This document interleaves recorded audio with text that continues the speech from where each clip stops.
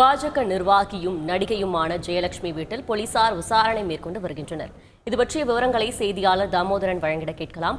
வணக்கம் தாமோதரன். பாஜக நிர்வாகி ஜெயலட்சுமி வீட்டில் போலீசார் மேற்கொண்டு வரும் முதற்கட்ட தகவல்கள் என்ன? இது பற்றின கூடுதல் விவரங்களை பதிவு செய்யுங்கள். சென்னை திருமங்கலத்தில் உள்ள சின்னத்திரை நடிகையும் பாஜக மாநில மகளிர் அணி துணைத் தலைவியுமான ஜெயலட்சுமி வீட்டில் தற்போது திருமங்கலம் போலீசார் சோதனை மேற்கொண்டு வருகிறார்கள்.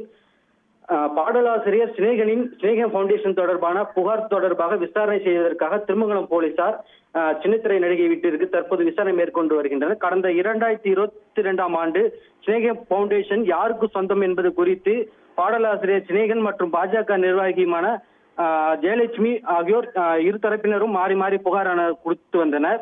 இந்த நிலையில் நீதிமன்றம் உத்தரவின்படி திருமங்கலம் போலீசார் இரு தரப்பினர் மீது வழக்கு பதிவு செய்து இந்த வழக்கு தொடர்பாக தற்போது நடிகை ஜெயலட்சுமியின் வீட்டில் ஏதாவது சினேகன் பவுண்டேஷன் சார்பாக ஆவணங்கள் கிடைக்கிறதா என தற்போது விசாரணை மேற்கொண்டு வருகின்றனர்.